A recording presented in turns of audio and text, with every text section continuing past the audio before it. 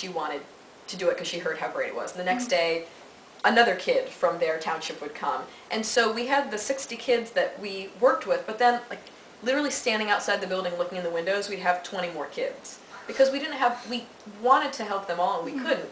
Because we gave them breakfast every morning and we made t-shirts for them, and there's a finite amount of space and teachers to be there. So we wish we could have done 200 kids, but we just couldn't. So we would have these 60 kids that we'd work with, but then there'd be all these other kids lined up around the building and like peeking in the windows. Because everyone was just really excited to be there. So I don't even remember how we got to that part of the answer, but... Well, it's something they don't get to experience every day, No, right? never.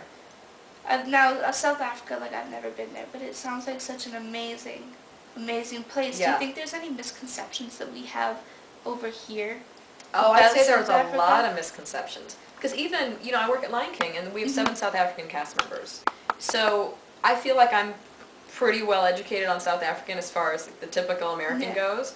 But when I got down there, I was really surprised. I'd say one of the biggest surprises for me is how segregated it is. Because it's been 15 years since the end of apartheid, but that's a lot of history to undo. And it is shockingly segregated. It feels like there's a white South Africa and there's a black South Africa. And, that varies city to city. It's less like that in Johannesburg, which is more integrated just because it's a bigger city in the way that New York is. But I was surprised by how it seems like two different worlds, particularly if you're in a city like Cape Town. Cape Town's a really touristy vacation spot. So you've got all these European travelers who have lots of money and they're on the Cape Town beaches and it feels very European. And then if you drive 10 minutes past downtown Cape Town, you're in these townships where it's all black families and they live in little shacks with a communal toilet outside. And it's a whole different world, and you can't believe that this living situation is adjacent to the posh vacation part of Cape Town. And they're right next to each other, but they're totally separate. There's no crossover at all, and that's really shocking. It's hard to believe that those worlds exist right next to each other. It's not like there's 6 miles between them. Yeah. They're right next to each other, and it's really shocking. So I guess that was the most surprising thing to me. I didn't expect it to be so extraordinarily segregated, but it is. The other thing that really surprised me, South Africa is still a third world country, but it doesn't feel that way when you're in the cities. Like when I'm in Cape Town, I thought I might as well be in London. Like it just feels... Really? It feels urban and easy to live in, and it feels like being in any other city. Like it feels like being in San Diego. And then if you drive 10 minutes in one direction or another, it feels like a third world country. So it's just so extreme. Like everything about South Africa is such extremes in a way that's kind of exciting because you get to see so much in such a small geographical place. But it's also really awful and horrifying because it's hard to believe that one type of life could exist right next to another one. So it's part of what we want to do is, it's not like we 14 people from Broadway can bridge that gap, but if we can contribute in any way to bridging that gap, that's what we want to do. Teaching them kind of what's out there. And And we also, this is always the case when you're working with kids. We want to show these kids what different parts of the world can be like, and the situation they grew up in is not necessarily their only option. Right. So we're hoping that we can bring, some outside reference to them, and that they can start looking around their communities and hopefully spreading things that they know from us to other people. And we're doing a little bit, but hopefully every little bit adds up. Making change through artistic expression. That is exactly the whole point. And the thing is, again, we're not trying to teach them to sing and dance on Star on Broadway. Right. That's not what it is. But we were saying, like, what do we have to offer?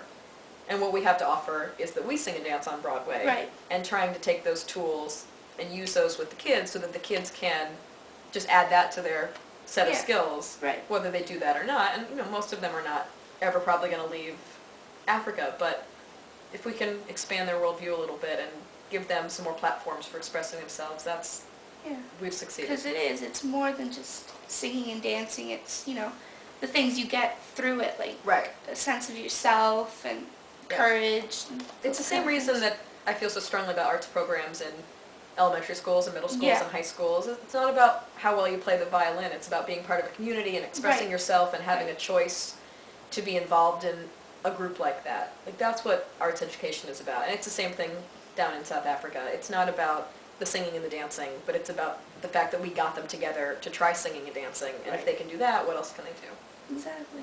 And some of them are really good at singing and dancing. Yeah. Well, come on, it's South Africa. Everyone's good at singing and dancing. Right. Like, just across the board. You're born with it. It's a cultural thing. It's got to be awesome to experience. Yeah, it's unbelievable. And everyone always said, oh, it's life-changing and it's not like any place else. And I thought, well, come on, I've traveled a lot. I get what it's going to be like. And it's so true. It's not like any place else. And I can't wait to get back there. I could have stayed for 6 months easily. Really? Yeah, when we all got on that plane to come back to New York, we were so deeply sad. It was like having gone away to summer camp for 3 weeks and having the best time of your life and then having to go back to school. And back to school for me is working at the Lion King on Broadway. So it's not like I didn't have something phenomenal to come back to. Pretty good back to school. Yeah, back to school is great. But it was so amazing being there. I just wish we could have been there longer. Yeah. So luckily we're going back and back and back. And Yeah, that's awesome. as many times as we can. Got a lot of exciting possibilities and a lot of big Yeah. things coming up for you guys then. Yeah, it's exciting.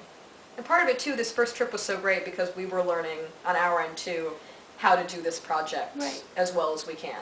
So I think we did a really great project, and the workshops we did, and we were in 3 cities over 19 days, and I think we had maybe 2 days off the last week. But I mean, we just went from 6 in the morning till midnight every single night. Wow. And we'd do a concert on a Sunday night and go to bed at 1 in the morning and get up at 6 and be on a flight at 8 a.m. to Johannesburg and then go straight to the theater and put on a concert there. It just never stopped. I've never been as exhausted as I was after this trip. We were exhausted, people had no voices. That's the other thing. We sort of underestimated what it's like to be teaching for 6 hours a day with kids and how much you have to yell. And then, oh, there goes my phone. And then, you have to yell, and then we would go rehearse for 2 hours for the concerts that we were putting on, and it's a lot. It was very physically and emotionally demanding, so it's good because we were learning things about ourselves too and how to pace ourselves a little better. Yeah. We did the work of 8 million people in about 19 days. Yeah, when you go somewhere and do something like that, you learn a lot, not only about the culture, but you learn a lot about yourself too. Was there anything that you really discovered about yourself while you were on this trip?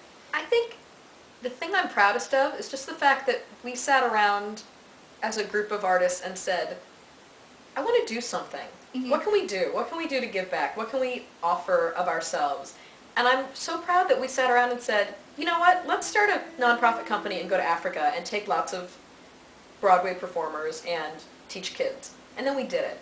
Yeah. That's so exciting to me. And the thing is, I mean, I'm proud of us that we even thought it, but looking back to the fact that it was less than a year ago and we said, let's do this. And then we did it. It's pretty incredible. It is. And I know, speaking to a lot of the South Africans there, we'd have, just conversations about cultural things. And one of the things I love is that I still talk to a lot of those people on Skype.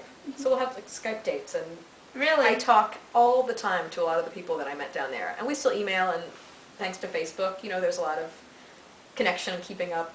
But one of the things we talked about often is the fact that there is this American, it's not just the American dream, but like the idea that in America, if you want to do something, you just get up and do it. Like, it may or may not succeed, but the fact is, if you want to do something, you can. Right. And we sat around and said, hey, let's go to Africa, and let's work with children. And we did. So I don't want to say I'm surprised that we did it, but I'm sort of pleasantly surprised that we did it really well and that it was even beyond what we expected.